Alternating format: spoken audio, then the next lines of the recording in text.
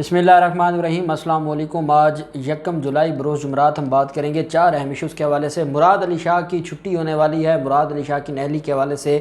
बड़ा अहम एक पेशरफ्त सामने आई है। पहले आप जानते हैं कि सिंध हाई कोर्ट में एक केस पेंडिंग था, लेकिन अब जिस शख्स ने यह दरख्वास्त फ़ाइल की है वो अब इनको आखिर तक पहुँचाएगा, क्योंकि वो हमेशा जो बात करता है फिर उसके ऊपर कोशिश करता है कि वो पूरी करे। बड़ी अहम डिटेल्स हैं, क्या होने जा रहा है वो मैं आपके साथ शेयर करूँगा।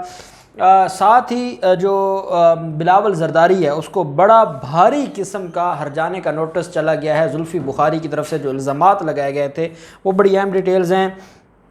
जैकबाबाद थाने में मुकदमा दर्ज हो गया है 250 जियालों के ख़िलाफ़ जिन्होंने एजाज जाखरानी को बचाने के लिए नैब टीम पर हमला किया था। उसकी डिटेल्स मैं आपके साथ शेयर करूंगा। और मनी लॉन्ड्रिंग का जो 200 गाड़ियों का एक गरीब के अकाउंट से 200 गाड़ियाँ चोरी शुदा गाड़ियों की रकम अदा की गई थी, उस केस में भी बड़ी अहम पेशरफ्त हुई है, वो भी मैं आपके साथ शेयर करूंगा। आप जानते हैं कि 2 दिन पहले नैब की टीम मोहम्मद अकबर नामी कराची में मोहम्मद अकबर नामी एक शख्स के घर गई थी और उसको जाके उनसे सवाल जवाब पूछे थे और शामिल तफ्तीश किया था। उसकी वजह यह है कि मोहम्मद अकबर ने मीडिया के ज़रिए ये पैगाम दिया था कि मैं गरीब आदमी हूँ, मेरे पास इतने पैसे नहीं हैं कि मैं जाकर इस्लामाबाद या रावलपिंडी में शामिल तफ्तीश हूँ, और अगर कोई ये कहता है कि अरबों रुपए मेरे अकाउंट्स में आए और गए और मनी लॉन्ड्रिंग होती रही तो मुझे नहीं पता, मुझे अंदाज़ा नहीं है। मैं तो मेहनत मजदूरी वाला काम करने वाला आदमी हूँ। मैं तो एक दिन छुट्टी करूँगा तो मेरे दिन शाम को मेरे घर में खाना नहीं बनेगा, तो मेरे पास तो ना इतने पैसे हैं कि मैं किराया अदा करूँ और मैं शामिल तफ्तीश होने आऊँ। मेरे खिलाफ जो कार्रवाई करनी है फिर करें। चेयरमैन नैब ने इसके ऊपर एक अच्छा रिस्पांस दिया और चेयरमैन नैब ने जो टीम है नैब की उसको भिजवा दिया कराची में, और कराची में आकर उन्होंने ना सिर्फ सवाल जवाब पूछे बल्कि जो समन था, समन पेपर, उस पर भी उसके दस्तखत और अंगूठा करवाया कि वो ये बात साबित हो जाए कि ये शामिल तफ्तीश हुआ है और उसके खिलाफ कल कोई कार्रवाई ना हो सके।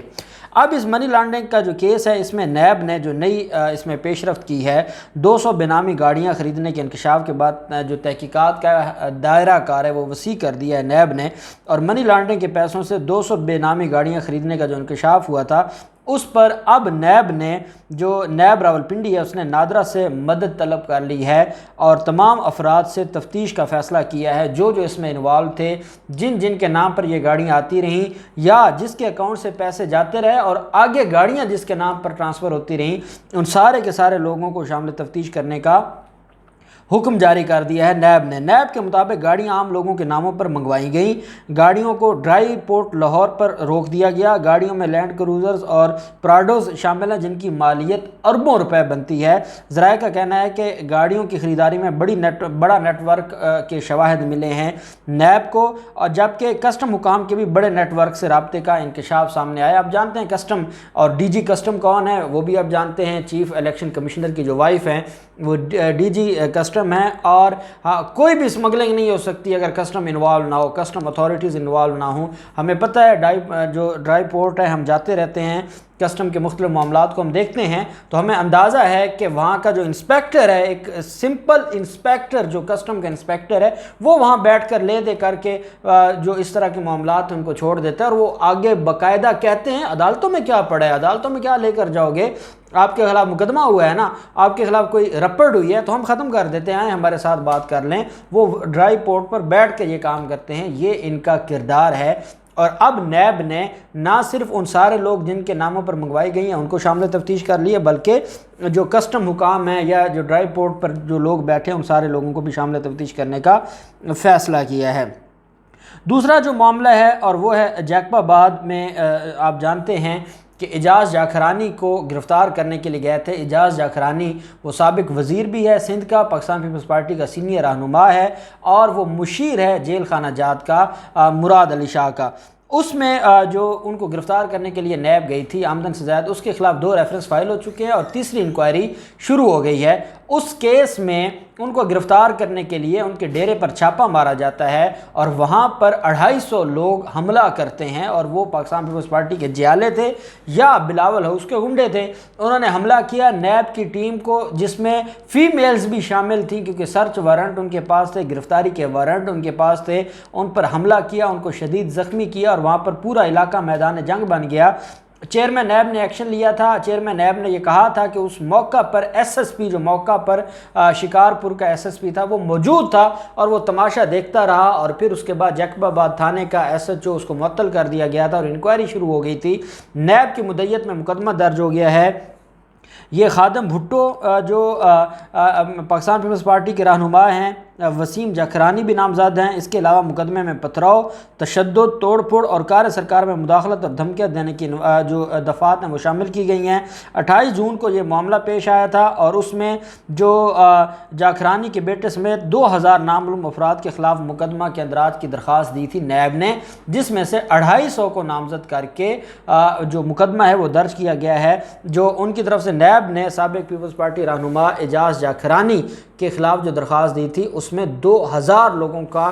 نامعلوم رکھا گیا تھا کہ 2000 اس میں نامعلوم ہے۔ اب 250 لوگوں کو نامزد کیا گیا اس ایف آئی آر میں، اور اس میں یہ سارے کے سارے جو لوگ ہیں یہ شامل ہیں جو پاکستان پیپلز پارٹی کے رہنما ہیں، اور یہ سمجھتے تھے کہ شاید ہم نیب کی ٹیم پر حملہ کریں گے اور کچھ نہیں ہوگا، تو ایسا ہوا، ان کے خلاف مقدمہ درج ہوا اور اب گرفتاریاں بھی ہوں گی، اور پولیس کو پتہ ہے کہ پھر وہ نیب کے ریڈار پر آ جائے گی، اور نیب اب چیئرمین نیب خود اس معاملے کو دیکھ رہے ہیں۔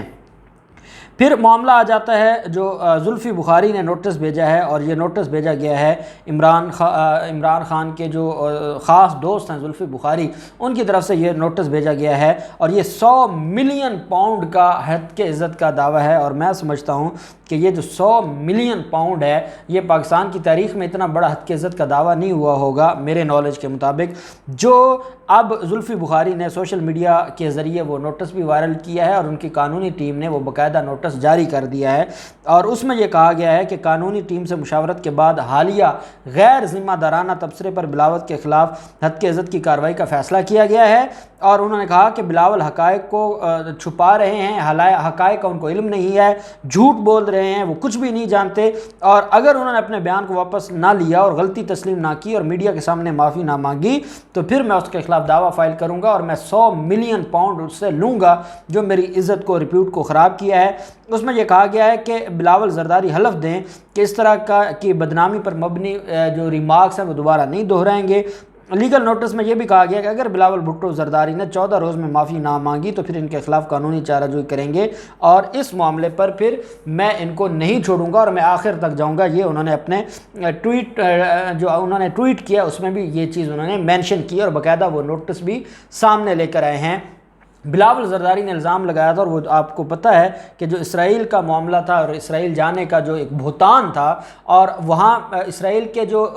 3rd کلاس اخبار ہیں وہ ایسی خبریں چھاپ رہے ہیں، اور یہاں پر پھر پاکستان پیپلز پارٹی اور مریم نواز کا سوشل میڈیا اس کو اٹھاتا ہے، اور وہ تو چاہتے یہی ہیں کہ افراتفری پیدا ہو پاکستان میں اور حکومت کے خلاف ایک کمپین شروع ہو، لیکن انشاءاللہ اس میں یہ ہمیشہ ناکام ہوں گے۔ مراد علی شاہ کی نااہلی کے لیے سندھ ہائی کورٹ میں جو درخواست فائل کی گئی ہے یہ فائل کی ہے حلیم عادل شیخ نے، جو کہ قائد ہیں حزب اختلاف کے۔ بڑی تکلیف ہے حلیم عادل شیخ سے، پہلے اس کو بے گناہ جیل میں بھی رکھا، وہاں پر سانپ بھی آئے، پھر وہاں پر تشدد بھی کیا گیا، وہ زخمی ہو گئے، وہ ہاسپٹل گئے، اس کے باوجود وہ ڈٹے ہوئے ہیں، اور پہلے جنہوں نے درخواست فائل کی تھی نااہلی کی وہ اس معاملے کو چلا نہیں رہے تھے۔ حلیم عادل شیخ نے کہا ہے کہ میں 2 ماہ میں اپنی درخواست پر فیصلہ لوں گا، اور میرے پاس ایسے ثبوت ہیں کہ مراد علی شاہ کی اب چھٹی ہو جائے گی اور مراد علی شاہ نااہل ہوگا۔ اپنی درخواست میں موقع اختیار کیا کہ سپریم کورٹ نے 2012 میں مراد شاہ کو اور دیگر کو نااہل قرار دیا تھا، اور الیکشن کمیشن آف پاکستان کو ہدایت کی تھی کہ غلط معلومات دینے پر مذکورہ افراد کے خلاف کارروائی کا آغاز کیا جائے۔ مزید کہا کہ مراد شاہ نے عدالتی احکامات کی خلاف ورزی کرتے ہوئے 2014 کے ضمنی انتخابات میں حصہ لیا، جب سپریم کورٹ کا فیصلہ انٹیکٹ تھا تب انہوں نے حصہ لیا۔ حلیم عادل شیخ نے کہا کہ الیکشن کمیشن آف پاکستان صوبائی الیکشن کمشنر اور مراد علی شاہ کو اس میں ہم نے فریق بنایا ہے، کیونکہ سپریم کورٹ نے اس وقت ان کو نااہل قرار دیا ہوا تھا، اور دوران نااہلی اس نے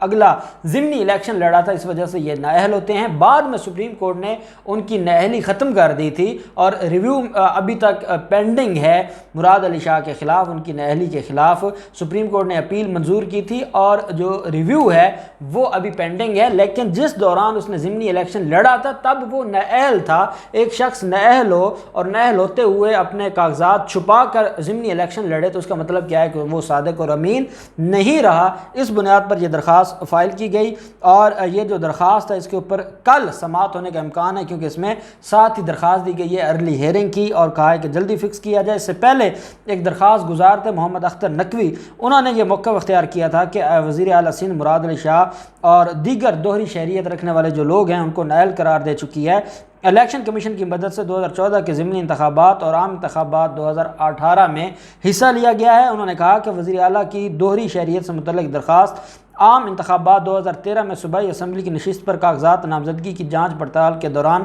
دائر کی گئی تھی۔ ساتھ انہوں نے کہا کہ گزشتہ سماعت پر الیکشن کمیشن نے عدالت کو آگاہ کیا تھا کہ مراد علی شاہ کو نائل قرار دینے کی درخواست زیر التوا ہے۔ اس معاملے سے متعلق اپیلوں پر سندھ ہائی کورٹ کے فیصلے کے منتظر ہیں۔ الیکشن کمیشن نے بتایا تھا کہ الیکشن کمیشن آف پاکستان اور درخواست گزار کی جانب سے دائر کی گئی درخواستوں کی سماعت کے بعد سال 2014 میں وزیر اعلیٰ کو بری قرار دیا جا چکا ہے، اور اس معاملے سے متعلق اپیل سندھ ہائی کورٹ میں زیر سماعت ہے۔ عدالت میں انہوں نے اس معاملے پر نظر ثانی کی درخواست بھی التوا کا شکار ہے، لیکن ان کا یہ کہنا ہے کہ جب 2014 میں ان